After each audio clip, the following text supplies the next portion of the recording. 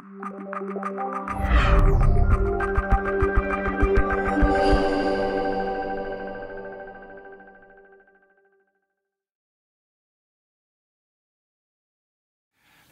we're going to get started on dinosaurs and talk about the dinosaurs support evolution. We'll talk a little bit towards the end of this about radioisotope dating as well and some of the problems with that. I mentioned a little bit of that last talk, but I scared half you all away.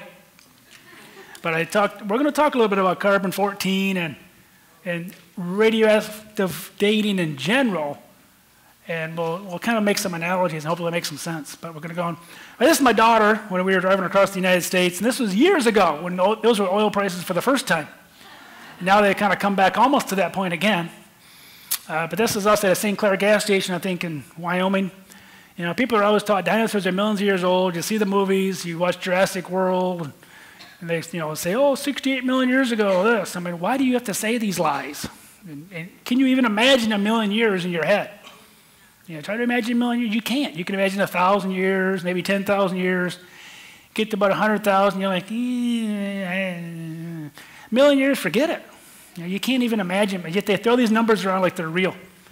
And as we talked about last talk, there's a lot of evidence to show that they're not real. They're just making these numbers up.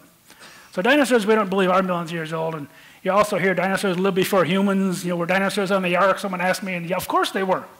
Because God says he brought all land animals onto the ark.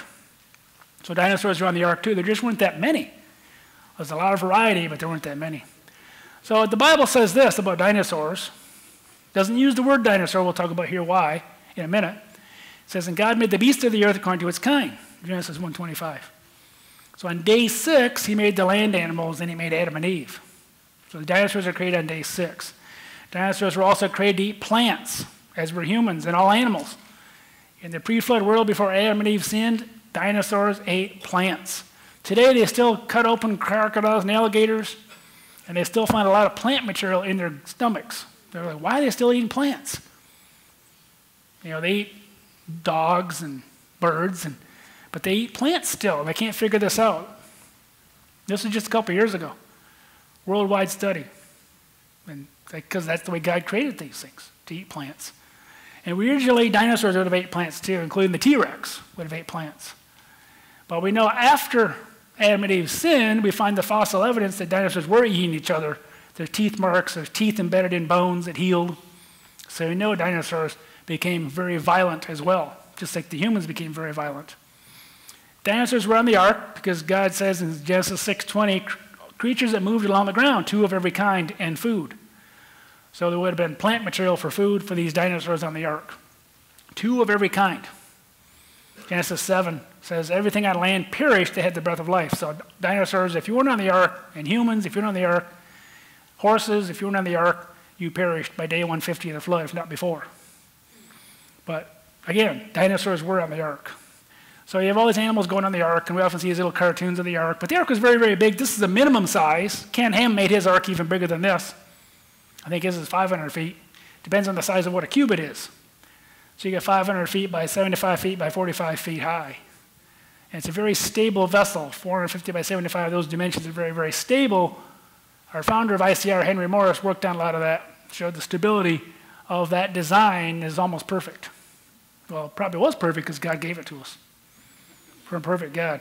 And we actually did the math. My colleague, Jeff Tompkins, and I took a big database about 4 or 5 years ago and did the math. We eliminated all the birds on the list because we don't believe dinosaurs are birds, as we'll see later. And we actually used 350 dinosaurs and figured out the average adult size is the size of a bison. This is the adult size. But on the ark, God probably brought juveniles because animals, like dinosaurs, had a growth curve. They started out slow, and then they hit a peak. Just like you guys did in your teenage years. You ate 6 pizzas. And you're still growing. You weren't even putting on weight like I do now. And so you guys just ate and ate and ate, and that's what dinosaurs would have done. They would have started out slow, get them on the ark while they were still before that growth spurt, and they could eat for a year on the ark, get off and eat everything in sight. And that's probably what they did. God knew what he was doing all along. So the adult size of a dinosaur, the average size, is a bison. On the ark, probably more like a sheep. There's only about 60 kinds. It's very difficult to figure this out anymore because dinosaur paleontologists are now using cladistics to try to analyze things. and they're using arbitrary bone measurements and bone structures, and so they're no longer using the traditional way we used to classify animals by the Linnaean hierarchy. And so we kind of went back to the family level being a kind. So there's a family of, cats and dogs that includes wolves and, your domestic dogs and your poodle and all these different breeds. Of course, if paleontologists found all these different dog breeds, they would name them all new species because each of those dog breeds looks different. And so a poodle would be a different species from a Chihuahua, and a Great Dane or a German Shepherd. Everything would be a different species. And that's what we have so many species in dinosaurs, but really they're all just the same 60 or 70 kinds. So on the ark, you'd have to bring on about double that, 2 of every kind. 120, 150, or 140 dinosaurs or so is all you have to bring. There's 2 worldviews out there, the extremes. Those that reject God's word, and that's the alternative story they've had to create of billions of years of time, where the universe created itself out of nothing. And that's actually what they say. You have a box of nothing. You can watch a box of nothing for a long time and nothing's going to happen. But yet that's where the universe came from. Nothing. And it created itself somehow. That's what they have to make up this story. And they go through billions of years, and it could happen. It could have this evolution, but yet we don't see anything changing kinds today. Darwin had finches, but they're still finches. Everything that Darwin put forth as evidence of evolution didn't change kind at all. It's just different varieties of the same thing. So we have no examples in the literature of any evolution from one kind to another. We have new viruses, new bacteria, but there's still viruses, still bacteria. Finches are different shapes, they're still finches. Dinosaurs are dinosaurs. They didn't turn into something else. Neither did dinosaurs turn into birds, as we'll see later. God's word says in Exodus 20, well, uniformitarianism is what geologists kind of believe is their religion. They believe everything went on the way it always has. Started by James Hutton in 1790s when he saw a big pile of rocks, another big pile of rocks on top of him at a different angle. In his mind, he imagined that must have taken millions of years. And that's what started the whole millions of years. And they went out and found evidence that this was millions of years. They tried to use the age dating to justify those millions of years. Because if you don't have millions of years, you can't have any evolution since we don't see it happening today. You get, millions of years it could happen. So they have to have the two go together. Deep time plus evolution. You can't have one without the other. But God's word, God tells us, for in 6 days the earth made the heaven and the earth and see all that is in them.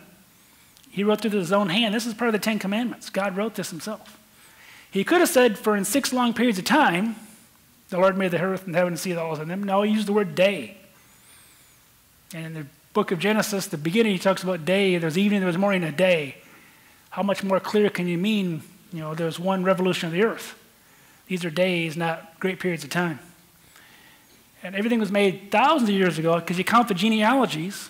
Even if you're missing a few names, he still tells you when one human was born, and then the next human was born, and how many years in between.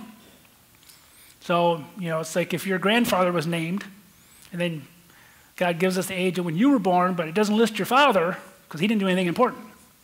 So you might have a few names missing, but the time frame is still there, give or take 9 months for the gestation period of humans. And so really the genealogies, which no pastor preaches on, do they? You ever heard a pastor preaching on the genealogies in the Bible?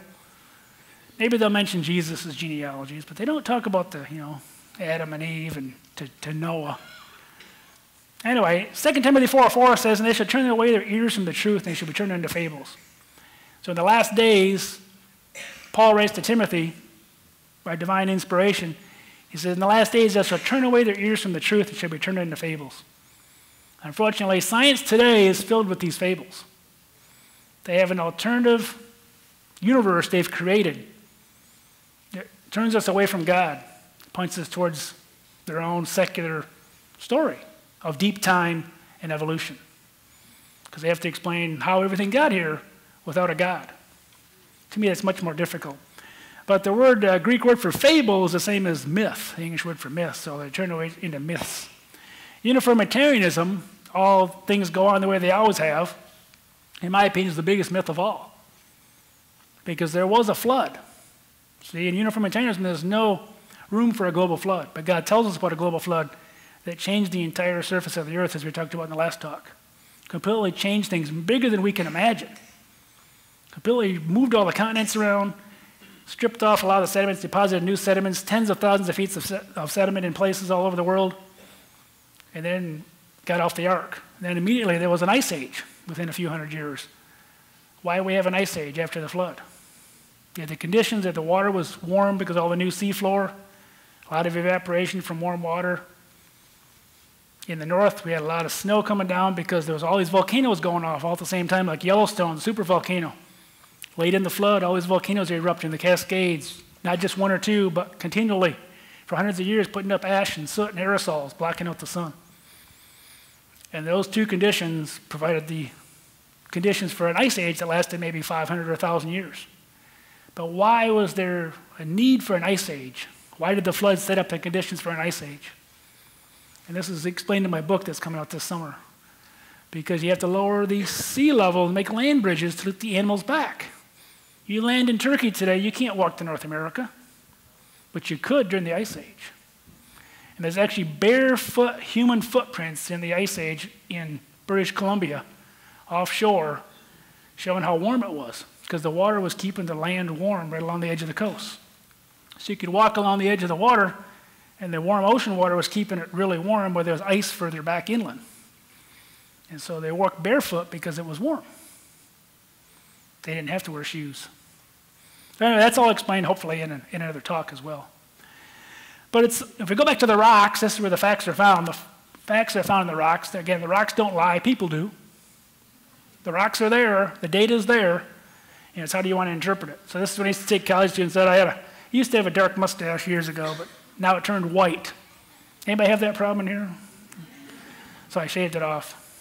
Now this is why dinosaur is not found in the Bible. People asked about this today. Because this happy-looking man here, Sir Richard Owen, who was the world-renowned anatomist, took over for Cuvier in the middle of the 19th century. He's an English scientist, and they found a few dinosaurs in England in the 1820s. And they're just remnants, because they were kind of washed in as the floodwaters were going down. And so they were buried in these rocks. But dinosaurs walk upright. Their legs come straight down like ours. This is what lizards do. Lizards and turtles and reptiles today sprawl. Crocodiles sprawl. They drag their bellies. Dinosaurs did not. They walked very upright. And the footprints are very close together. That verifies this. There's no tail markings, no tail draggings. Dinosaurs are a completely different type of reptile that walked erect. And he defined this, of course, and this is over 200 and some years after the Bible was translated in the King James in 1611. So they didn't have the word dinosaur in 1611. So you see dragons in the Bible, and talk about behemoth in the Bible, and Leviathan in the Bible, but you don't get the word dinosaur. But one of the myths about dinosaurs is they're buried slowly. Now, we're going to bust that myth tonight. Secondly, they had many ancestors. You constantly hear about a new ancestor, or this, and this, and this, and T-Rex, and blah, blah, blah. We're going to look at what the rocks really show and what people really say. Thirdly, we hear this myth a lot, dinosaurs evolved into birds. There's even a lot of creation scientists that are saying dinosaurs had feathers. We disagree at ICR. AIG disagrees. And we'll talk about why that is as we get into this talk a little bit more. But dinosaurs did not evolve into birds. We don't believe anything evolved beyond varieties within the same kind. That's what God told us, and that's what we see. And then this is about the latest dates for dinosaurs now, 232 million years ago, supposedly, into the Triassic, Upper Triassic.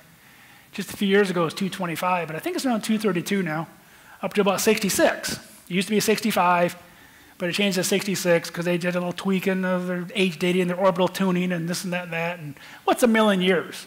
So suddenly the oldest dinosaurs became 66 million years old, not 65. So if you have a book that says 65, you got to change your book. I updated my book, so it's good. We're good to go. But I don't know if I have 232 until the next edition comes out, because that's new as well. But I don't believe any of that, as we'll see why. The rocks don't support it. Well, the myth that dinosaurs are buried slowly, this is from Bob Bacher's book.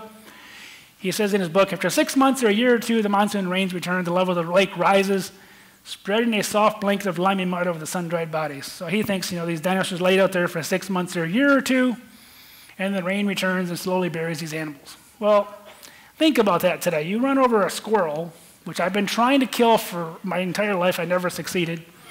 Some of you are killing them because I see them. You guys killed squirrels ever? You run over an animal. How long does that animal last? Does it lay around for a year or two? Waiting for limey mud or some sort of mud to bury it? No, they decay away much more quickly. They get eaten by scavengers and they decay away. Again, what we find in the rocks is bone beds, catastrophically buried bone beds. And even most paleontologists say, well, this must have been a local flood. Big river flood, 1,000-year flood. You know, it's the kind you guys just had here in Houston. Big flood that doesn't happen very often. Buried all these dinosaurs. Do you see a lot of animals fossilized during that flood? But a global flood, you get a lot more sediment moving. And so we think these are evidence of the global flood. Again, the marine fossils mixed in with dinosaurs. You guys think I'm making this up, but these are the numbers. I taught this for 15 years at a secular college, and not one of my students questioned this. Dr. Clarey, why are there sharks found with dinosaurs? Nobody asked. You should ask these things. Why are there sharks found? Now there's 6. See, that number just changed 2 weeks ago. It was 5, now there's 6. They found another shark species right at the site where Tyrannosaurus rex Sue was taken from the ground. Just 2 weeks ago, they reported this in the paper. So now there's 6 species of sharks found in the Hell Creek Formation. This is the formation where all of our T-Rexes are found.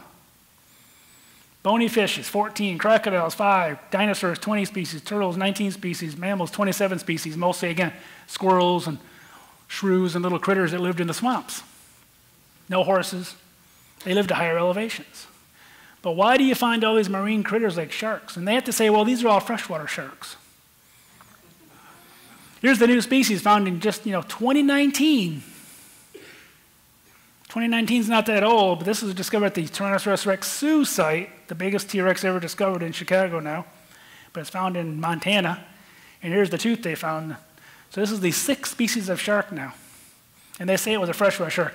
Well, you look at Spinosaurus. There was a guy that came to SMU a few years ago during an ice storm, and I was one of the few that showed up because I drive, I'm from Michigan. I can drive in that stuff.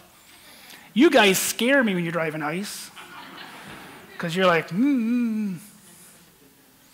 either driving too fast or too slow. Well, in Michigan, it's the same way. First snowstorm of the year, there's accidents all over. And they're like, oh, yeah, slow down. You slow down. But ice is tough. We had ice in Oklahoma City. It's tough.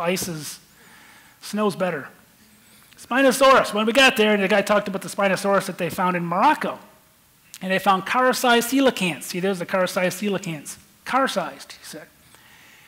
And after the talk, I said, aren't coelacanths marine fish that live 500 feet down in the ocean today? Now they're a living fossil. They're supposed to be extinct since the time of the dinosaurs, but they're found living today in the Indian Ocean in a couple of locations. But they're found deep, 500 feet down. So when they pull them up, their ice crystallized from the drop in pressure. Some of these must have been freshwater because they're found with Spinosaurus. So they look identical to the living ones today in the fossils, but yet because they're found with dinosaurs, they say these are freshwater species. We see that over and over and over again. How many freshwater sharks are there? Sure, there's 1 or 2, but not all of them. Not 6 species. Spinosaurus is not found swimming in rivers with coelacanths. These are buried in the flood. Ocean waves coming in, bringing tsunami waves, bringing in marine critters, mixing with dinosaurs on land. We see this over and over and over. But yet they always try to explain away that these were freshwater, these are freshwater, these are freshwater. Immediate death business, which we talked about last time. The live birth of an ichthyosaur. Here's these swimming reptiles, and you get a baby coming out. Live birth. God designed these things to give live birth. Like dolphins. This is actually not broken. That's the way the tail comes down. There's another piece that would have come up here. Just kind of like sharks work.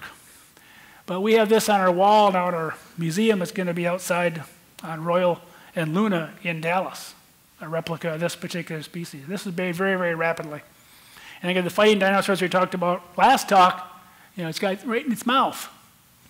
Because that big frill back here pulled back the muscles, give it a really strong bite. It's a plant eater, we believe. It was fighting back like a rat, buried instantly with the thing right in its mouth about to bite down and just buried. To me, that's the most dramatic, rapid burial I've ever seen of any dinosaur. Again, we looked at this before. Dinosaurs are buried rapidly. They weren't buried slow at all.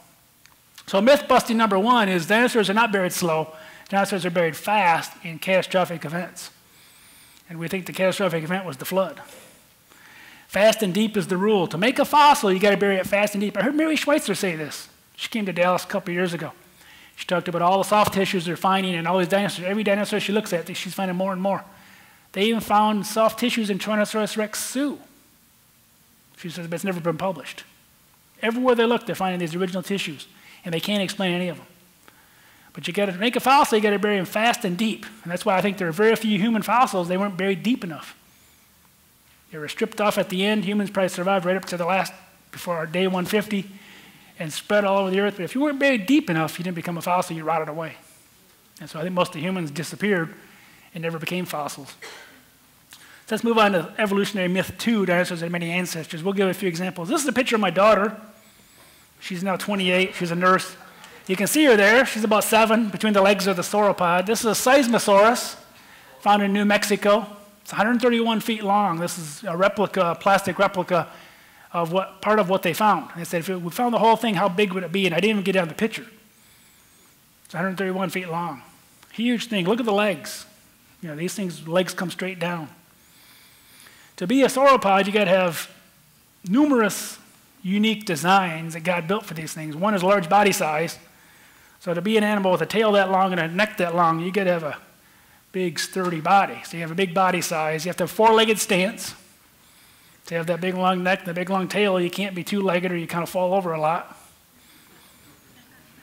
Just try it yourself. You have to have a small head. Look how small the head's on this thing. Small little head. Because if you had a big head, you'd lay there all day on the couch. I can't get my head up. Right?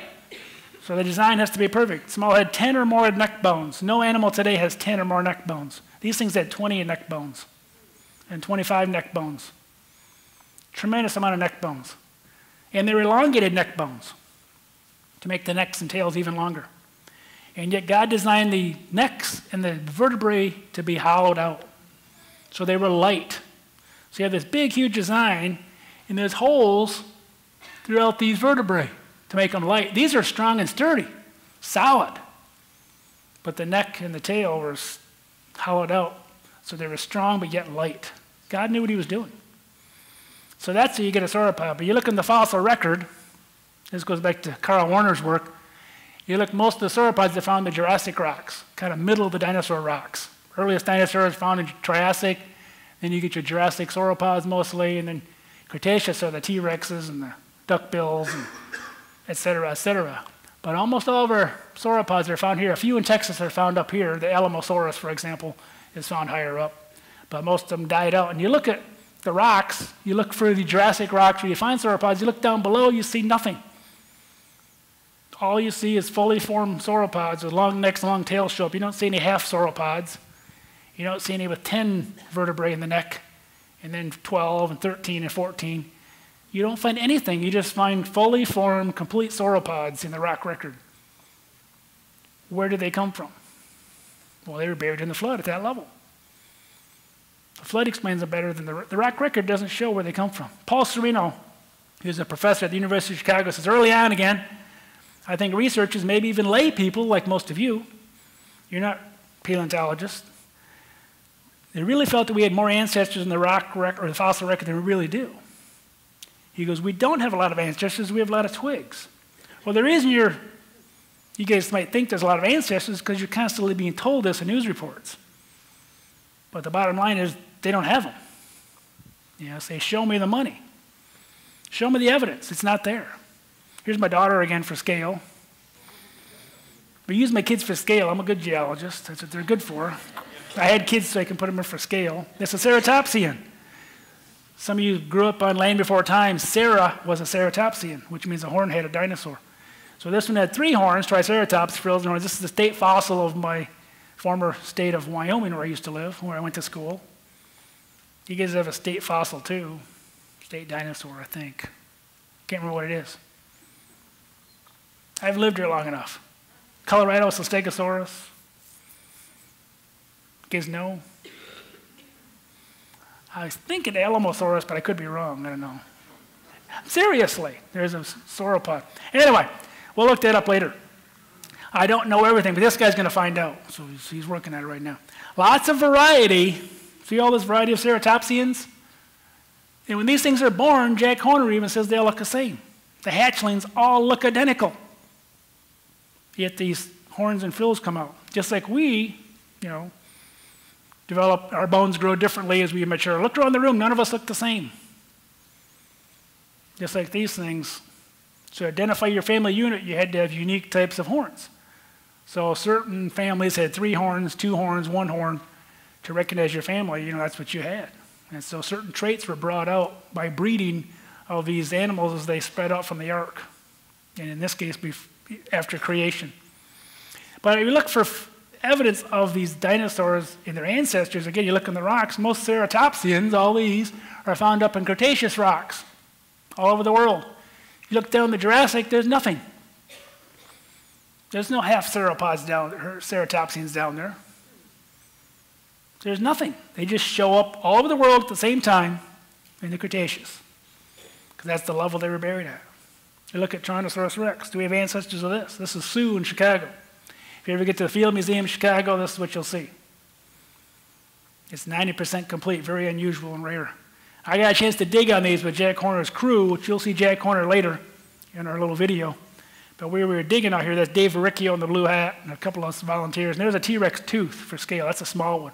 This was a 25-footer called a Dysplatosaurus. It's almost identical to the T-Rex, but a little smaller. So it's probably a juvenile T-Rex. Paul Sereno again said this: whenever we try to put Tyrannosaurs in the history of the theropod dinosaurs, the theropods are the meat eaters. Whenever we try to put the Tyrannosaurs in the history of the theropod dinosaurs, they have a long missing record. And we're going to find that record one of these days. So this is where we're at with paleontology in terms of ancestors of T-Rexes. And there was just a new one that came out last week. Oh, a new ancestor to T-Rex. But ultimately, it will be nothing.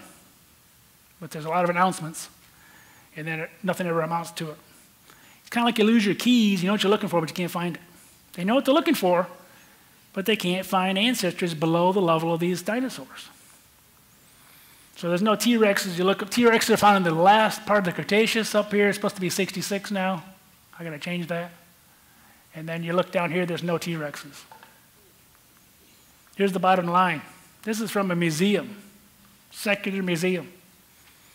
All these dinosaurs, and there's even hundreds now more. And there's no ancestors to any of them. See all those zeros? There's nothing. David Weishaupt, who wrote the Bible of the dinosaurian world, Johns Hopkins University. He said, from my reading of the fossil record of dinosaurs, no direct ancestors have been discovered for any dinosaur species. No direct ancestors have been discovered for any dinosaur species. He goes, alas, my list of dinosaurian ancestors is an empty one. So here is a guy who's seen more dinosaurs than anybody, or as many as anybody in the world. And he says, we got nothing. We don't know where they came from. They just show up. They don't even know where dinosaurs are supposed to come from.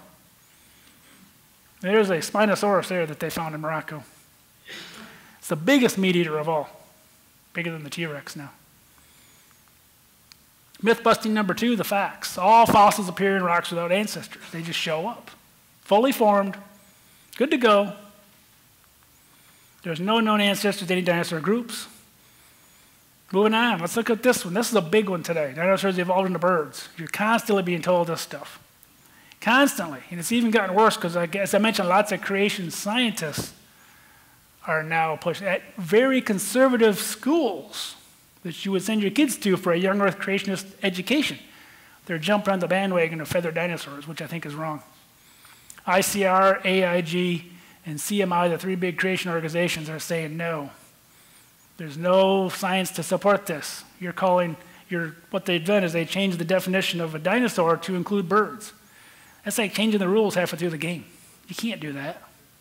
A true dinosaur, as was defined, walks erect, a reptile that walked erect. You can't suddenly change it. So we'll look at this a little bit more carefully. So a brief history of dinosaurs. We got to go back. And, fortunately, you won't see this. Now, even the secular scientists believed this until about late 2017. So there's T-Rex with feathers. And you'll see lots of books out there with T-Rex with feathers that have been published in the last few years. But let's go back and first look at, birds are warm-blooded. Let's go back and see our dinosaurs warm-blooded. What's the evidence of that? And then secondly, were they feathered? And then third, where did they come from? Did dinosaurs evolve into these? So the story goes back to 1874 when Thomas Henry Huxley, who was Darwin's bulldog, pushing evolution. Darwin was kind of secluded, and Huxley was out there, drumming up support for evolution.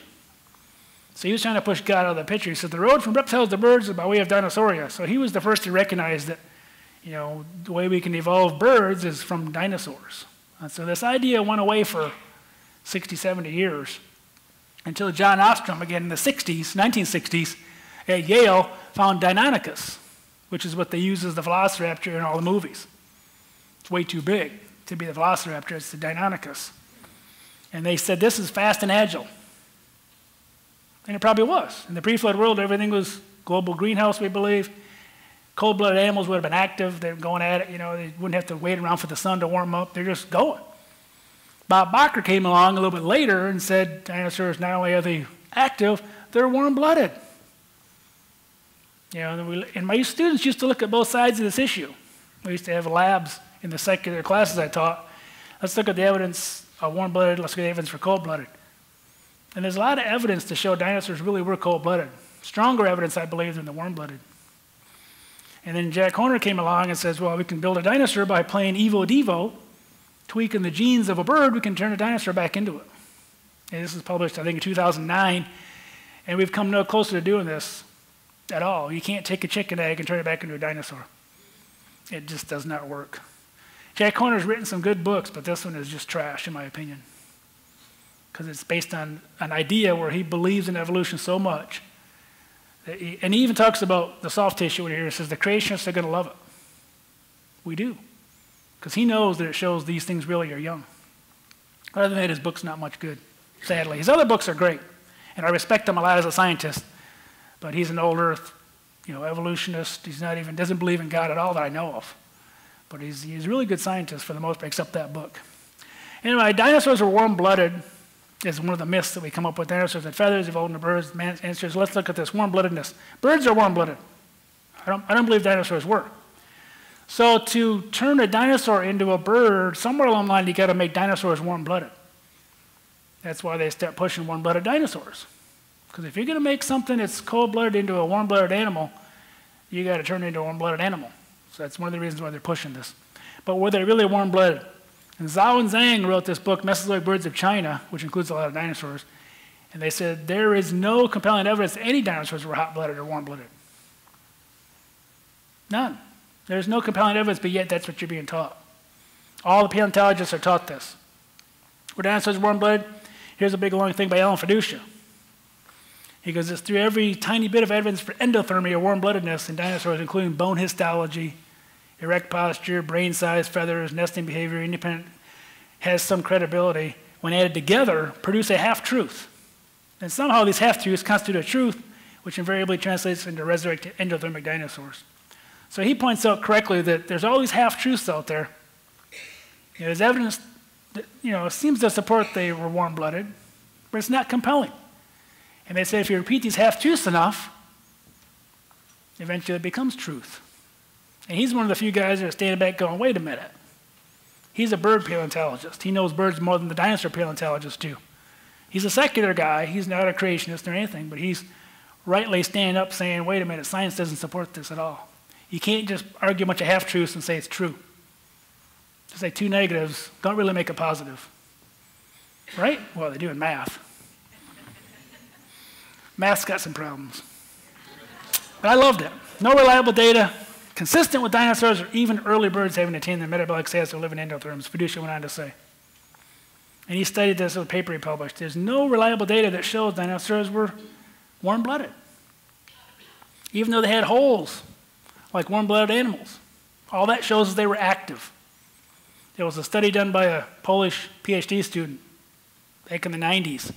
He took two lizards, cold-blooded lizards, because we know they're cold-blooded, they're alive. He took two of them, raised, and one he exercised in a treadmill or something like that, made it exercise. The other lizard he let just lay around like lizards do. And when he killed him at a couple years old, he said that was the saddest part, he had to kill him. He dissected and looked at the bone structure, and he saw that the one that exercised looked like a warm-blooded animal. So all it really shows is activity level. So dinosaurs are very active, but they weren't warm-blooded. And one of the evidence against warm-bloodedness is the respiratory turbinates that are missing. Warm-blooded animals, like you and I, have turbinates God designed in our head, so when you breathe in air that's cold, it warms it up. Dinosaurs didn't have that. Here's Stegosaurus here. They didn't have any turbinates. They went right through, zipping right through. There's nothing to slow it down or warm it up as it went by. Cold-blooded animals don't have turbinates. Warm-blooded animals do. Dinosaurs did not have turbinates. So here's some empirical evidence that show that these things were more likely cold-blooded. So I believe they were cold-blooded. And they concluded this, Rubin et al. Did, suggest that metabolic rates in dinosaurs and early birds may have differed little from those of many extant reptiles. So basically, he's even suggested that Archaeopteryx, these early birds, might have been cold-blooded.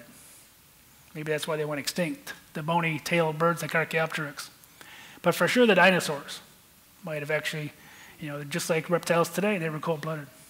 This is a paper I published in 2007 summarizing their work. That these people are now called heretics because they believe dinosaurs are cold-blooded. So it's kind of funny, I talk about in this article, that in the GSA today, that originally people like Bob Bacher were heretics because they were saying dinosaurs are active and possibly warm-blooded. So he wrote his book, The Dinosaur Heresies. So now the new generation of heretics are people like me that are saying dinosaurs were cold-blooded after all. And Rubin and those guys are all pointing that out, and Fiducia. So because they're the minority, they're now the heretics. So it's swung full circle. But they need warm-bloodedness to become birds. So in spite of the evidence, paleontology today teaches that dinosaurs were warm-blooded. Half-truths don't make it true. And there's actually evidence that keeps coming in. Here's empirical evidence that shows dinosaur eggs take 3 to 6 months to hatch. They looked at the teeth of these dinosaurs that were laid during the flood, and they show these things took 3 to 6 months to hatch, which is just like crocodiles today, like cold-blooded animals today. If these were warm-blooded birds, they would have hatched in less than half that time. So there's evidence out there, it's just hard to find, because it goes against what they want you to believe. There's lots of evidence dinosaurs were cold-blooded. So that's one strike against dinosaurs being birds, etc. But did some dinosaurs have feathers? We hear this all the time. And even paleontologists that are creation scientists are saying this. My friends of mine, are saying this stuff. I'm like, what are you saying? Stop. But they're buying into it. This is a true bird Archaeopteryx, which again, Rubin, those guys say this might have been even cold-blooded. I don't know. The jury's out on that one. But true bird Archaeopteryx has true feathers. See, those are feathers. You see the imprints. We have a big 12 by 12 replica of this outside our ICR museum as well on the wall. You can drive by and look at it as you go by. Don't get in an accident though. But you can drive by and see it. This is Sinosauropteryx. This is supposed to be proto-feathers, the beginnings of evolutionary feathers. See those little hair-like things coming off the body? Okay, go back. These are feathers, real feathers, everybody agrees. These are called proto-feathers, or the earliest, supposedly evolving feathers. Well, in reality, we'll see that's not necessarily the case. Stephen Brissett said this, and he's quoted all the time in Scientific American. This is from 2015. Because the bones of these species are covered with a thick, feathery fluff, not the quill pen feathers of living birds, but simpler, filament-like feathers that look like hair. So again, he even admits in his article about feathered dinosaurs that, well, they're not really feathers. They're maybe hair-looking things. Pierre Wallenhofer said this. He's a curator. He's retired in Bavaria. He goes, there's the problem. Are these dinosaurs with feathers? The other possibility would be they are not dinosaurs. They are very primitive birds. So this, again, is a problem. So he admits that, these birds are dinosaurs. And, of course, paleontologists are saying, oh, dinosaurs are birds. You're eating a dinosaur when you eat Thanksgiving dinner.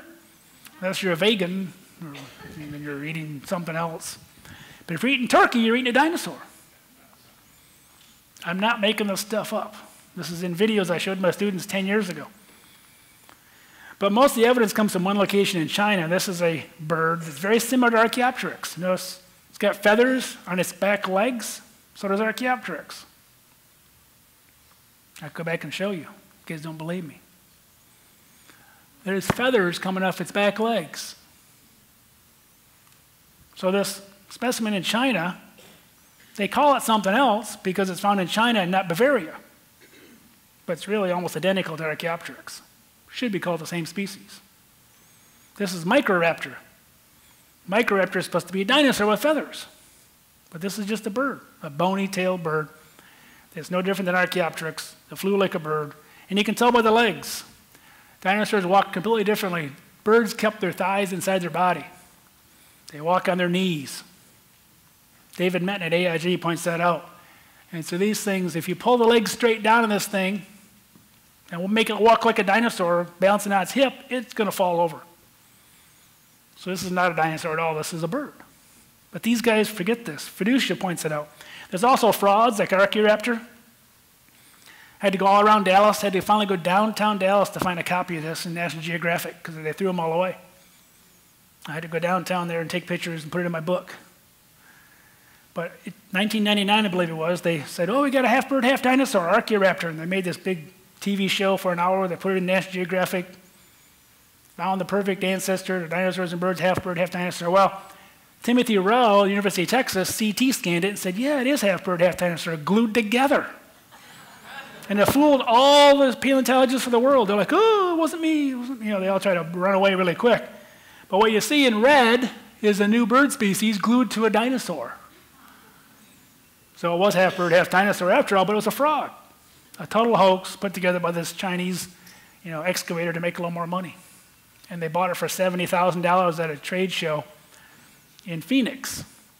And I wrote National Geographic even before they found it was a hoax. I wrote them, I said, this is bad science. You don't name a species unless you dig it out of the ground yourself. And they bought it at a trade show. Oh, this is from China. We know where it's from. But if you don't dig it out yourself, this is what happens to you. And so they never wrote me back. And now they never will. But about a year later, they wrote a little one-page or two-page retraction in the back of National Geographic saying, oh, sorry, we messed up. Anyway, the origin of the feather is as puzzling as the origin of a tetrapod limb or the enucleate red cell.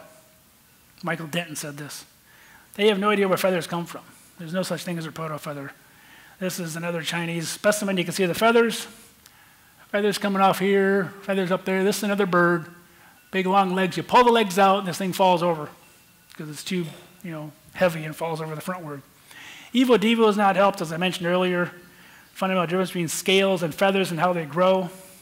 These are secular scientists, at least this guy is. He says they're completely different. The origin of feathers. Nevertheless, the discovery of so-called proto-feathers, as I talked about earlier, known as dino fuzz, in Chinese dinosaurs was immediately embraced. So in spite of the evidence, they still say this is evidence of feathers evolving. And Fiducia published an article in 2005 where he did empirical science. He took a dolphin and squished it underneath sediment. Came back later and looked and saw what happened. He demonstrated that these structures, these hair-like structures we see here, are in fact the collagen in the skin leaching off during burial. They're not hair at all. They're just collagen fibers that makes up leather in our skin. So he published this article, which is ignored by almost everybody. Do feathered dinosaurs exist? Testing that hypothesis, and he squished this dolphin down. This is what he got.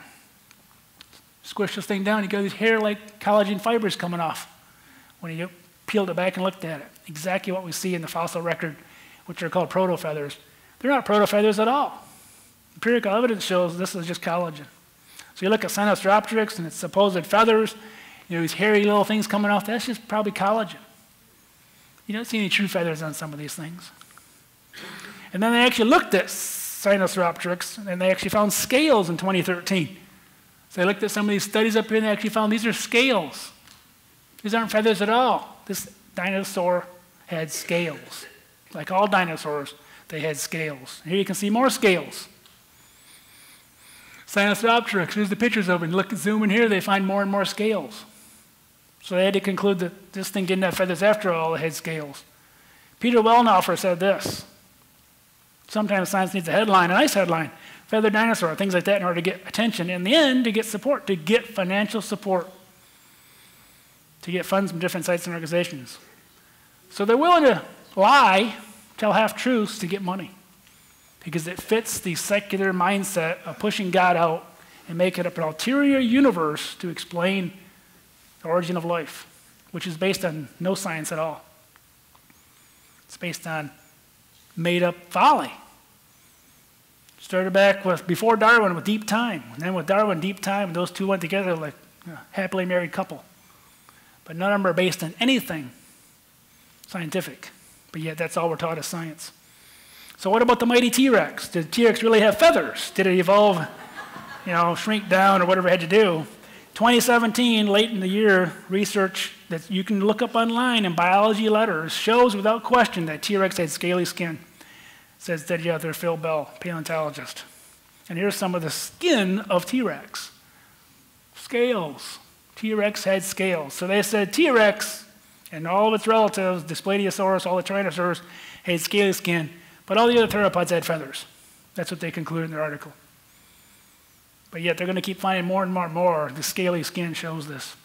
And so we describe fossil integument from Tyrannosaurs and other Tyrannosaurids, so not just Tyrannosaurus rex, but other Tyrannosaurids, confirming that these large-bodied forms possess scaly reptilian-like skin. Yet you still see dinosaurs, T-Rex with feathers, because that's what they want you to believe. Here's some of the dinosaur scales found around the world. This is embryos in Argentina. There's just scales everywhere. You never see dinosaurs with feathers. You see birds with feathers, extinct birds with feathers, but you don't see dinosaurs with feathers. And again, the biggest problem, in my opinion, is this, and it's the most neglected problem of all, but as a geologist, this really irks me. It really irritates me that they just do this kind of nonsense and say this is what happened. But yet Archaeopteryx is found in Jurassic rocks, a true bird everybody agrees on. They're not trying to call it a dinosaur. Archaeopteryx is found here, and Deinonychus and the most bird-like raptors are found in rocks that are much younger, even in their time scale. You're looking at 30 to 40 to 50 million years of time. So how do you have birds here, and then the bird-like dinosaurs 50 million years later? How do you explain that one? Don't worry, folks, they got a story for that too. It's called ghost lineages. With a straight face, they actually will, I've seen this in the DVDs I showed my dinosaur students when I was at a secular college. And so here's what they do, they make it up. And so they say, here's Deinonychus up here in Cretaceous rocks, here's Archaeopteryx down here, and we know that dinosaurs turning into birds, to have a bird down here is difficult, so there must be an unknown ancestor down here to both. So they extend the lines down. And so they dash a line down from the Deinonychus down to some unknown ancestor down here, and they dash another line from the Archaeopteryx down here to the same place. Oh, look, perfect, fits right into our story. But in geology, when you dash lines, you're making it up. I wouldn't drill a well on this. This is not empirical science at all. This is made up folly. Hence the name ghost lineages. You can't make stuff up. The rocks clearly show birds in the rock record. These poor Archaeopteryx, they found that they can only fly like pheasants. Pheasants don't fly very long and very far, so they got caught in the flood earlier than most birds. And that's why they're buried below a lot of the dinosaurs even, because they couldn't fly that well. Gunter Weil said this from the Jura Museum.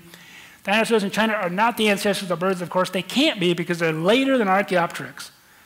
So Velociraptor and Deinonychus all show up in the rocks later than Archaeopteryx. There must have been older dinosaurs with feathers, yet we haven't found any evidence for them, unfortunately. So they dash lines down and make it up. This is what you're taught as science. Your kids are being taught this as science. Your grandkids are being taught this as science. They're seeing this in the movies. Warm-blooded dinosaurs. They're seeing the females are bigger than the males, which also goes against science. That's another whole story in itself. The only dinosaurs we know the sex of were the ones that were pregnant. And they had a special bone called medullary bone that showed they were pregnant. And the T-Rexes that were pregnant that they found, the one that was a small T-Rex, not a big T-Rex. So the whole idea of the bigger T-Rexes being females is based on nothing. It actually goes against what they found. But that doesn't stop them. That's taught as science. And sadly, it's in all the movies. So myth busting number 3, the facts. You won't ever see that T-Rex, fortunately. Dinosaurs did not evolve into birds. Birds are buried in rocks before the most bird-like dinosaurs even. And of course, some of these are just outright hoaxes, wannabes. So let's look at the age date thing. We'll finish up with that. Some of you are falling asleep now, wondering, when's this going to end? Who's wondering that? Anybody? The longest Ash Wednesday of your life? Sorry. But they told me to make these longer. And I do tell my students, record my lectures. If you can't sleep at night, you can just play them, and you'll, and it used to work. All right, dinosaur soft parts. We talked about this earlier. Dinosaur soft tissue. Here's what Mary Schweitzer said right after they found this in 2005. This is from the 60 Minutes interview. So this is dated, but it's still true. And she's talking about Jack Horner, who didn't have a beard at the time. Yeah, this is 2005 or early 2006, but it's really telling to show you that they still can't explain these things. It's an impossible thing. So listen carefully. Put some fragments of the bone in acid to dissolve away the outermost layer of mineral. But the acid worked too fast, and all the mineral dissolved away. Being a fossil, there should have been nothing left. But there was, and it was elastic, like living tissue. This is the piece. No. She showed us video she took under the microscope. That's really what happened? Yes. That's the dinosaur bone? Without mineral now. That's what was left. It looked like the soft tissue she would have expected to find if it had been modern bone. This was impossible. This bone was 68 million years old. So you see this and you think, what? You say, I didn't want to tell anybody. You'd be ridiculed, yes. right? And so I said to my technician, okay, do it again. I don't believe it.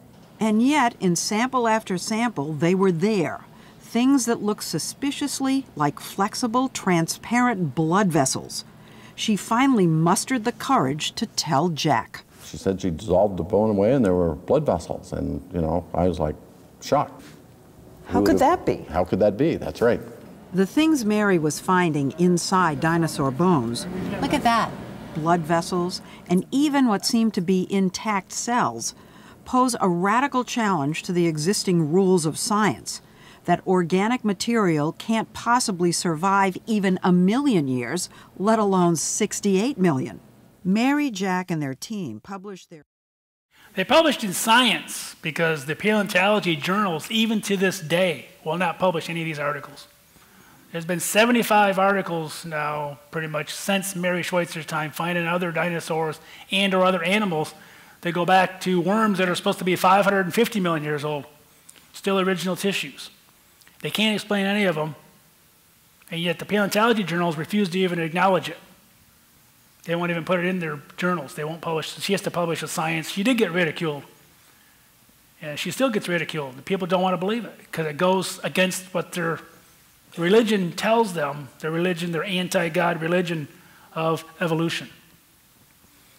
And these are just a few years ago, 2017, they confirmed that these are actually blood vessels, true blood vessels. These are osteocyte cells here with all little philia coming off on them. These are the red blood cells, but they won't admit those are red blood cells yet. They just say red blood cell-like objects. But they look just like red blood cells, but they finally confirmed osteocyte cells and red blood vessels, but they won't quite admit the red blood cells yet. And Mary Schweitzer says every bone she looks at, there's more. Stuff that's been in a museum for 100 years, they crack it open, look at the bones, there's original tissues in there. It's ubiquitous in fossils now. There's original tissues in there, and a lot of, even trees, original trees. There's a lot of evidence of human interaction with dinosaurs as well, post-flood evidence, there's ancient texts and petroglyphs, petroglyphs. So let me give you a few. There's whole books written by other people that cover this better. But in Job 40, I believe behemoth is referring to a big sauropod dinosaur. It says, behold now behemoth, which I made with you, eats grass like an ox, his strength is in his loins, his force in the muscles of his belly, he moves his tail like a cedar. And to me, a tail like a cedar is like a cedar.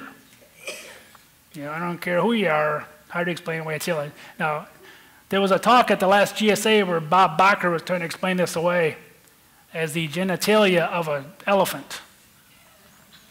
Because he knows the creationists are saying this is, you know, this describes a dinosaur. And they used to scoff and say, eats grass. Ha! Grass didn't even exist at the time of dinosaurs. But in 2005, they found grass in dinosaur dung in India, 5 different types of grass. So you look at horses and they drop their, you can see what they ate. Well, the fossil grass was preserved in the dung, but not in the rocks in general. And so they did show that these, and it was found with sauropod dinosaurs. So in fact, sauropods that we think behemoth was really did eat grass. So now they have to try to explain that away, which is more difficult. The Bible's right all along. We just doubt it sometimes. And we think, oh, well, but the Bible's always shown to be true, even the grass that the behemoth ate. And we have ancient artwork. This is from Egypt. You can see these long-necked animals that walk erect with big long necks intertwined here, but notice how the legs come straight down. And here you can see the similar animals in the Mesopotamian cylinder in the Louvre. They roll it out, you see the pattern. Legs coming straight down, heads up here, kind of like lions on the heads a little bit, but they're saying that some of these dinosaurs actually kind of look like that when they had their faces all fleshed out. And then here's Carlisle Cathedral in 1478. There's a rug over this now because it's getting all worn out, but you can see dinosaurs walking erect, not sprawling, big long necks, big long tails. How do they know what these things looked like when they didn't discover dinosaurs for 400 more years? And this is up in Lake Superior. Where I'm from, this might have been like a Triceratops type thing. Supposedly it's a mythical animal. They don't know how old this is, 500, 700 years old. There's no way to date this pictograph on Lake Superior, but you can see there's two big horns coming off this thing and frills on its back. Maybe there's a little spine stick up on its back, I don't know. Four-legged animal of some sort. And then in Cambodia in the 11th century or so, they found this recently, carved in a wall that looks, it's got plates sticking up on its back. To me, this looks pretty close to this. Even has the fan shape that it's supposed to have. It wasn't until the last 50 years we figured out the Stegosaurus plates actually did stick up and didn't lay flat. There was a big debate about this for a long time. So there's a lot of myths about dinosaurs that they're old, but in fact, the facts show dinosaurs are young with those soft tissues, and Jack Horner and these guys still can't explain it. All they do is keep finding more and more data to support that these really are young. It's not a problem for creation scientists. Fossils just take the right conditions. You have to bury things rapid and deep. And so dinosaurs swam along as long as they could, and then the next big wave came in and buried them in a big pile of mud and sediment. Even the mighty T-Rex. And so we see the footprints. These are some sauropod prints here. This is up in Colorado. Some of those are in Glen Rose. So dinosaurs are evolutionary myths that I think we've busted in this talk, because dinosaurs are not buried still, they're buried rapidly, and the flood provides those conditions, fast and deep. Dinosaurs did not have ancestral forms. There's no ancestors, any dinosaur, and the paleontologists even admit it. Dinosaurs did not evolve into birds. They're not even probably warm-blooded, for one thing, and they didn't have feathers. Dinosaurs are only 4,500 years old or so, just the Bible tells us. That fits with the data we're seeing in all these soft tissues. And now it's about 75 papers. Every month or two, there's a new paper that comes out. But let's go off and talk about these dates. We've also found carbon-14 in dinosaurs. Every dinosaur bone we've ever sent in through third parties, ICL and other creationist organizations have sent into these well-respected research labs. Eventually they found out we're doing this, so like the University of Georgia won't accept them anymore because they don't trust us. But we're just sending in samples saying, what do you find? And they're finding measurable carbon-14 in every dinosaur bone that shouldn't be there. Carbon-14 decays away, and there should be nothing after 100,000 years that you can even detect, even with the modern techniques, AMS. 100,000 years is the absolute limit. So most times dinosaur paleontologists don't even test them, figuring what's the point if these are millions of years old, there's nothing there. But when you do test them, there's always measurable carbon-14. They go, oh, that's contamination. But they're always coming back, in 20,000 years, 30,000 years, measurable amounts of carbon. We don't think the years are right, because in the pre-flood world, there was probably a lot less carbon-14. So you're always measuring to today's rate. Let me explain how that goes. Here's a little bit about the dating game. So some of you, teenagers want to listen up. Right? You young kids, or the dating game. Dating rocks. How do you do it? Well, radioisotope dating, normally we date igneous rocks. That's the best stuff. You can do metamorphic, you can do some sedimentary, but it works the best with rocks that came from a molten state, or igneous rocks they're called. So, and I'm going to give you two reasons for skepticism of these big ages you hear from radioisotope dating. One is they disagree with common sense and almost never give the correct ages. So when we know how old a rock is from historic records, and when they date them, they don't get anything close. Shouldn't they give us the age of the volcanic eruption that we have written about, like when Mount Vesuvius erupted? But they don't. So here's Mount St. Helens. The lava dome, at the time when they dated these rocks, was 10 years old. They took a sample, and the age estimates based on the technique they used, went from 340,000 years old to 2.8 million. 10-year-old rock. We saw it erupt. We saw it produce the new dome. And yet the ages come up 340 to 2.8 million years, nowhere near 10 years old. There's another volcano. We know the age of this. I don't know how you say it, in New Zealand. Potassium argon dates as high as 3.7 million years, but the volcanic rocks are only 50 years old. We know this erupted 50 years ago, or thereabouts. But yet it says 3.7 million. And we can go on and on. I've got 2 pages. I could give you a third. Basalts in Hawaii, basalts in Italy, basalts in Mount Lassen in Oregon. I believe Oregon. Mount Lassen's in Oregon. One of the Cascades.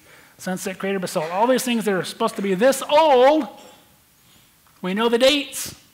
Come back like this. Here's more. These are the dates. We know they're less than 1,000 years old. Kilauea, all these things, 38 years. Look at the numbers. You're supposed to accept these as facts. When they're put in a book, it's a fact. So to my knowledge, I don't think there's any but maybe one accidentally that got it right. And all these hundreds of dates that have been done, even by secular scientists. These are not done by creation scientists. A few of them were, but we sent them off to research labs. Most of these are done by secular scientists. And we actually sent these off years ago in a rate project in Grand Canyon. We have a diorama of this, huge diorama at our museum. Cardenas basalt down here below the tapetes. It was dated at 1.07 billion years old. And then we dated this rock up here. The lava that poured over the top after the canyon was formed at Lava Falls, and that date came in 1.34 billion.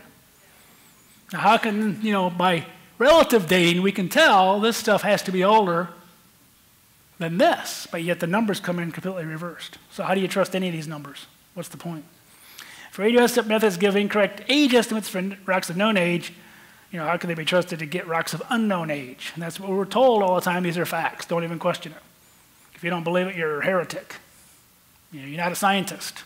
As soon as I joined SER, I was told I wasn't a scientist because I'm not doing science, but I'm still doing science. I'm looking at rocks, plotting them up. That's what I used to do. 2 reasons for skepticism. Again, they disagree with common sense. They disagree with each other. So you do several techniques on the same rock, rubidium, strontium, or lead isotope, or lead, and you get completely different numbers again. These are actual estimates using different techniques of the Cardenas basalt, the Bass Rapids sills, the Brahma schist, the Elves Chasm, granodiorite, and these are the different techniques. Look at the ages in millions of years. The range of these things are just ridiculous. This one's the closest. But which of these numbers are you supposed to believe, or any of them? You do different techniques, they're supposed to overlap. They should be the same dates, but they come up completely different dates. So it all depends on what technique you use, that's what you're going to get. Maybe if it fits in the right age, it's good. If it's not, they say it's contamination. And they don't explain how. Carbon-14 dating works like this. Carbon-14 is different than everything else because carbon-14 uses today's ratio of carbon-14 to carbon-12 in the atmosphere. That's why they're a little out of whack. If you go back into previous atmospheres, all bets are off. But almost all carbon is stable. Most of the carbon is 12 or 13. There's just a very, very, very small amount of carbon-14. And that's created up in the upper atmosphere by cosmic rays colliding with molecules in the atmosphere. So you make a known amount, an equilibrium amount of carbon-14 today. But as we burn more fossil fuels, presumably there's low amounts of carbon-14 in them, we're actually altering the date, making everything look older. By the way, those of you looking around the room, look at the person next to you, look at me, we're all the same age, carbon-14. We are all the same age as those young people here. They're my age. Because you don't really start losing carbon-14. You do it all the time, but you're always taking in more. So you're breathing and eating food, and everybody has the same ratio, theoretically. Unless you're a Viking, you eat lots of fish, then you have a reduced amount of carbon-14. That messed up some age dates by a couple hundred years. But most of us have the same ratio because we're all alive. It's when you die. So you're producing this nitrogen, this carbon-14 is unstable, has a half-life of 5,730 years or so. Living things, we're eating it in. All of us have the same ratio right now while we're still alive. But a dead organism no longer takes in carbon-14. So once you die, like King Tut died, we can date when he died. Because then his number of carbon-14 starts going down because he's no longer taking a new carbon-14 to keep that ratio up. And so that's why carbon-14 is a little different than the others. So the ratio of carbon-14 decreases after death of an animal or plant. And that's what we measure to indicate the years since the organism's death.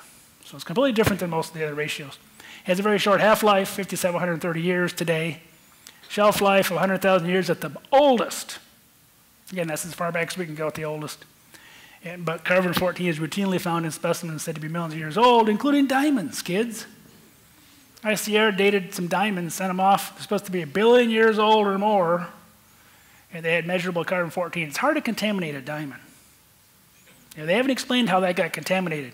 And it wasn't the system, because these are known labs that do this all the time. But they've come back and, it's measurable carbon-14 in diamonds, showing that's only thousands of years old. How can that be? So radioisotope methods, millions of years, that's where they get the numbers from. So they want deep time for evolution. Again, they need both deep time and evolution. They had to create and fabricate this whole system of deep time. But if millions of years are real, there should be no radiocarbon in dinosaurs, but there is diamond, has radiocarbon. Why don't they work? Assumptions, assumptions, assumptions is what it comes down to. And this is Dr. John Morris, my mentor.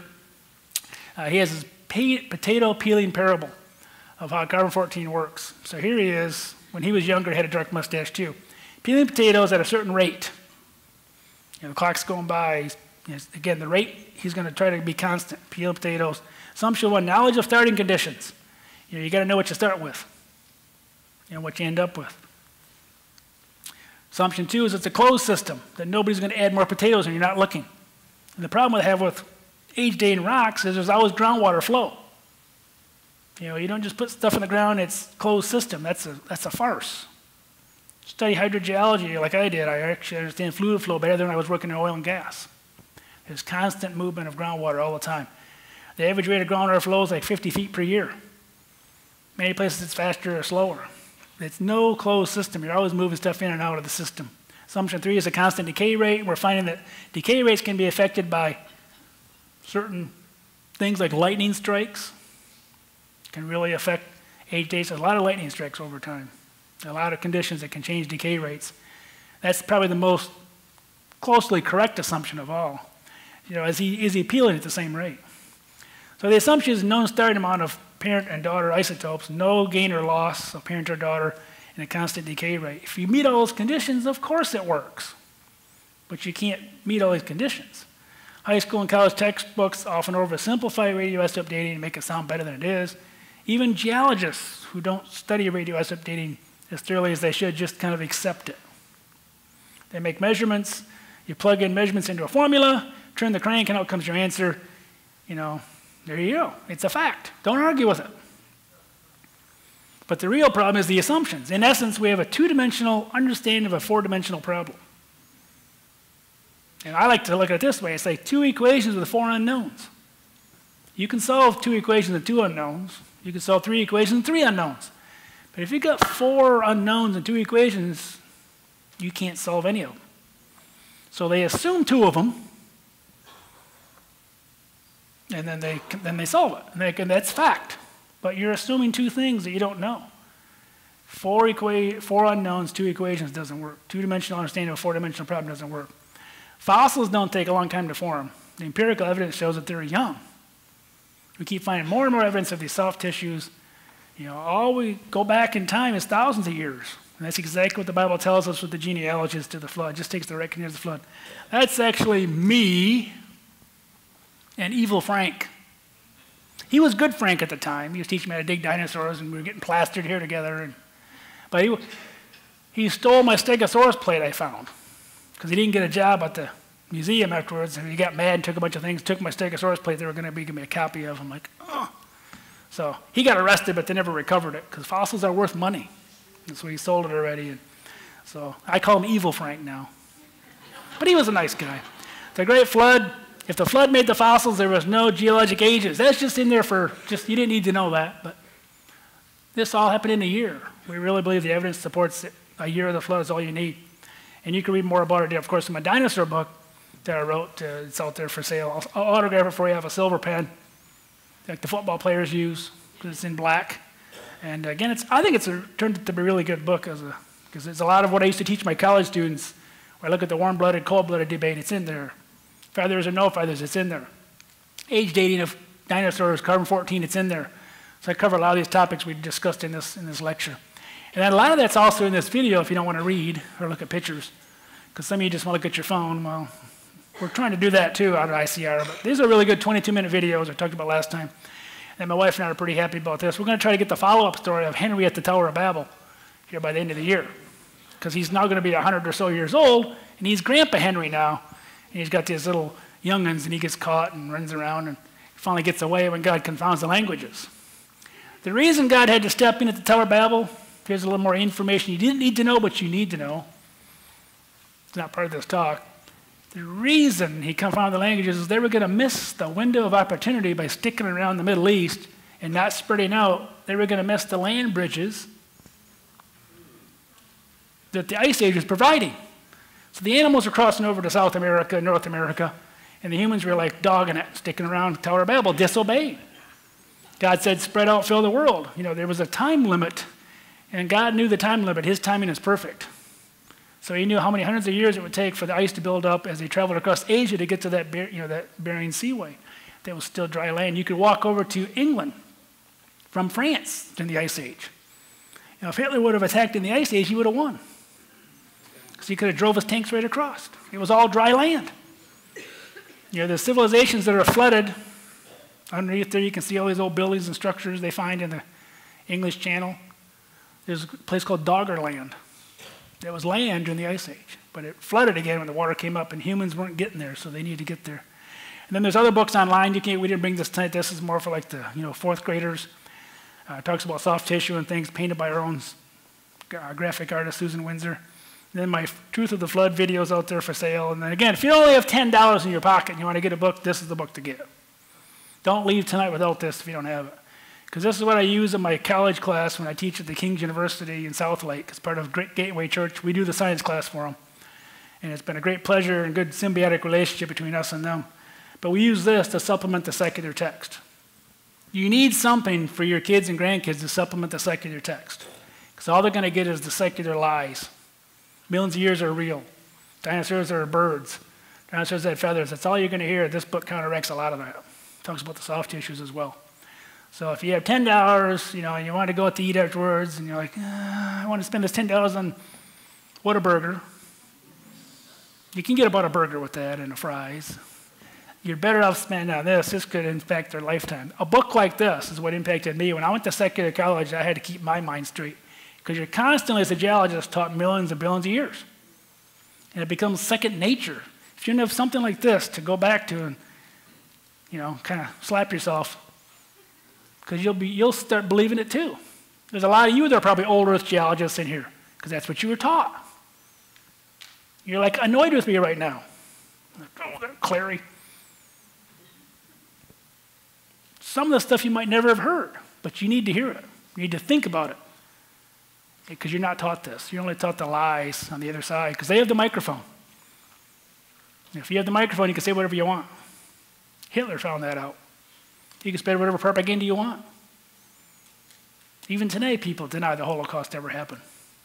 It's just amazing what we can forget and ignore. If you're only taught a certain story, it's all you're going to know. You're only being taught the wrong story. And then this fall, this is actually done now. The building is pretty much done. We're just working on the exhibits. And they're taking longer than we thought. We have people that worked on Disney and Universal Studios coming in and making our exhibits and the lights and everything, so it's going to work.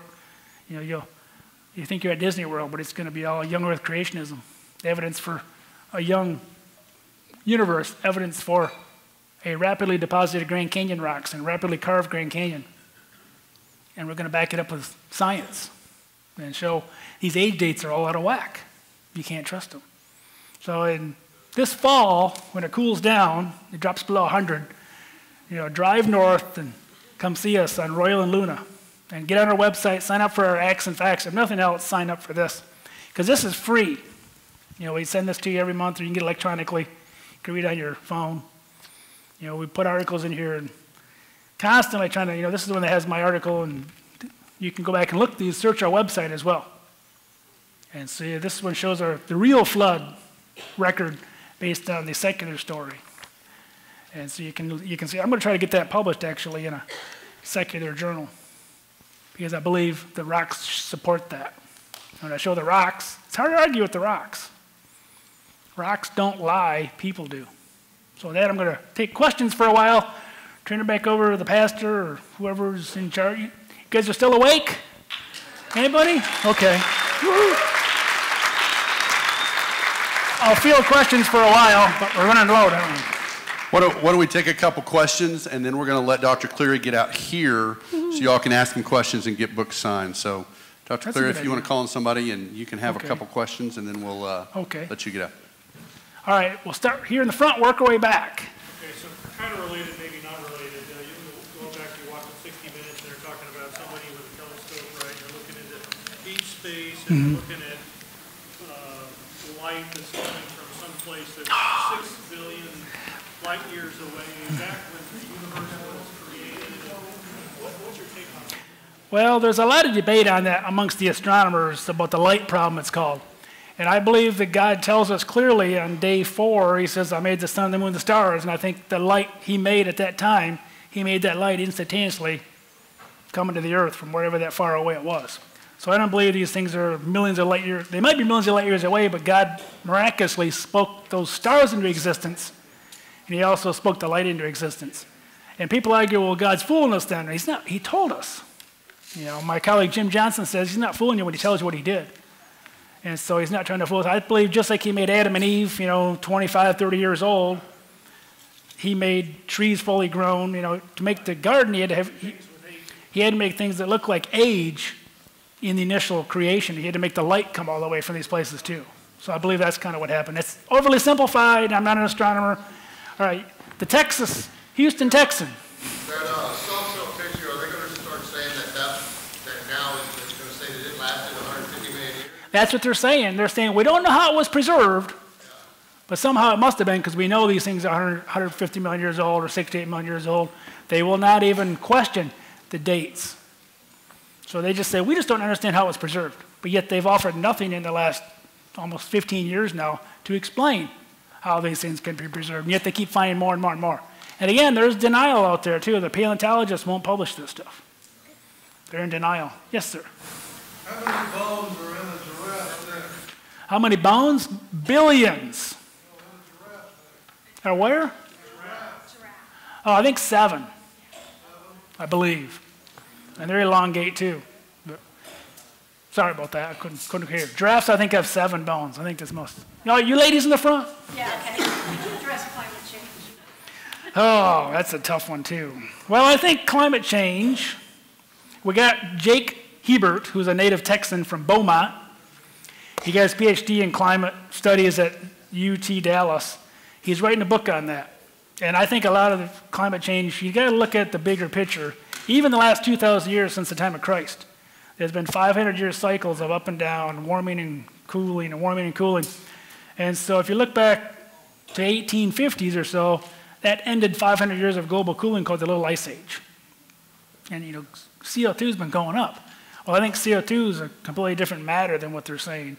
There are big cycles out there, and we're just in another cycle where it has been warming, but actually has been cooling the last few years, and they call it the global warming hiatus. And that's why I went from global warming to climate change, because it's actually been cooling. And so instead of calling it the global warming hiatus all the time, they decided, let's just call it climate change. But climate change to me is weather. But there's 500-year cycles that I think they're, even as a geologist or as a archaeologist, anthropologist, you can see these 500-year cycles. There's the medieval warming period for 500 years when the Vikings went to Iceland and Greenland. It was pretty nice. The glaciers receded way back. And then from 1350 to about 1850, went into a cooling 500-year cycle called the Little Ice Age. And the glaciers were actually expanding, and these little towns in Europe were going, we're getting overrun with glaciers, we're all going to die. And then now they're receding back. We're losing our glaciers, we're all going to die. But they forget God is sustaining the earth until he comes back. And there's bigger cycles that go up and down than what we scurry around, worry about all these things, because the people that are pushing this agenda don't believe in God. They're believing all this anti-God, or leave God out of it as science. And, they think that we can do something, that we're the ultimate being, we got to fix the earth. But they're forgetting there's God and there's bigger cycles that God's got set in motion. So I think a lot of it's just a lot of hype. And again, follow the money. Follow the money, and you'll see where it really leads. Yes, sir. Are there any realistic paintings or photographs of the living dinosaurs? There's a lot of tapestries. There's, again, whole books written by a Canadian, I guess, researcher who's gone over the world taking pictures of these things. I can't think of his name because it's late and I'm running out of my brain power. But there's books out there that show tapestries and paintings all over Europe that show things walking erect But the examples you that are showed reptilian. weren't realistic. No, some of them weren't really realistic, but there's other ones that are better. Yeah, some of those actually weren't too bad, but there's better ones out there that I just give you a smattering of them. Yes, ma'am. So dinosaurs made it on the ark. Where do you think they went extinct? Well, I think they went over Asia, and there's evidence in Europe. Again, a lot of tapestries and paintings and carvings across Asia. We see these carvings. And they might have actually covered a lot of the world because I believe during the Ice Age, even the coastal areas were warm. And so you could walk along the coast, and you could, even though it might have been ice 50 miles inland, it was still warm because the water was so warm. So the dinosaurs could have traveled around. But I don't think they could grow as well because I believe they were cold-blooded. In the post-flood world, I think had less oxygen, less CO2 because so much of that was pulled in to make limestone during the flood that you lost. And so I think that's one of the reasons why Noah got drunk after, because he didn't realize that he's now living at high elevation compared to what he was at before, and it hit him harder. Say going to Leadville, Colorado, 10,000 feet, and drinking up there versus drinking here in Houston, it's going to hit you a lot harder at high elevation. I think that's what happened to Noah. To me, that's a hint that things are different. There's a different climate. I think that affected the dinosaurs. So I think most dinosaurs went extinct probably within 500 years after the flood. There was a few that hung on until maybe just a few hundred years ago, but I think a lot of them went extinct right away. A lot of animals did too. All the kangaroos that went across Asia went extinct in Asia. They survived in Australia because they had to hop a little water, literally.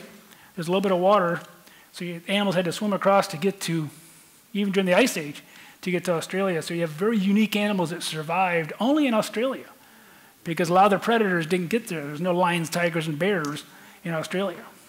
And so they killed all these other marsupials everywhere else, but they survived in Australia. They didn't evolve there. That's just where they were able to survive at the end because there was a little bit of water, even during the Ice Age, to separate them. In the back, young lady. What do you think about that thing that looks like a dinosaur that was shot by a Japanese? Oh, I don't know. Yeah, I've seen that picture a lot. When I was a kid, when I was these people's age, I saw that. That could have been a plesiosaur. There's people deny it and say it's just a shark, but I think there were these sea monsters that survived as well, but then when the ocean's cooled enough, being cold-blooded, they probably couldn't survive either.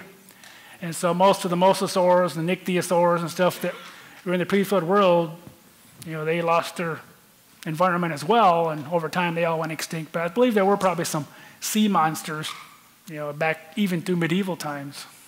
There's a lot of these legends we read about, like dragons and stuff, probably were small dinosaurs. You look at the Seismosaurus, that thing was probably 800 years old because they kept growing. Humans are 800, 900 years old in the pre-flood world, so the dinosaurs are probably 800, 900 years old too. Once you got big, you were safe, except from a flood. And that's what happened. Yes, sir? Is it possible there's such a thing as a Loch Ness Monster? Probably not. I actually went there, saw the big exhibit, and it's too cold. It's too cold for one thing up there to survive for too long, but there might have been something in there. I don't know what, but it would have had to got in there during the Ice Age when the water was able to kind of come in and out. But I don't know. I doubt if there's anything there. Sometimes we just make stories up as humans. You see something splash in the water and you make it up. Yes, ma'am. Why do they live longer before the flood? The dinosaurs? Well, my biology colleagues are answering this, I think, pretty well. And they've actually compiled the mutations. Mutation rate in humans, every generation we accumulate more mutations. And so through the early generations, so many generations up until the flood, there weren't that many mutations. So you could still marry your sister, like Adam and Eve's kids had to marry their brother and sisters because they were still nearly perfect. They hadn't acquired a lot of mutations. Afterwards, Moses, God said, no more marrying your brothers and sisters and cousins. Even Abraham married his half-sister, didn't he? Wasn't Sarah's half-sister? So it was still okay even up till then. But I think suddenly it hit humans, suddenly right after the flood, within a couple generations, it dropped dramatically. I think there was enough mutations that had built up to shorten our lifespan. And it's just kind of gotten worse. We've got increased medicine that brought it up again a little bit, better food, and but we really can't add that many years on. If you hit 100, it's you don't make too many more years after 100. But more of us will probably live to 100 than we have, but we're not going to be 200 years old. I think there's too many mutations. And actually, if humans are really old, hundreds of thousands of years old like they say we are, we'd mutate ourselves out of existence. At the current mutation rate, there would be no humans.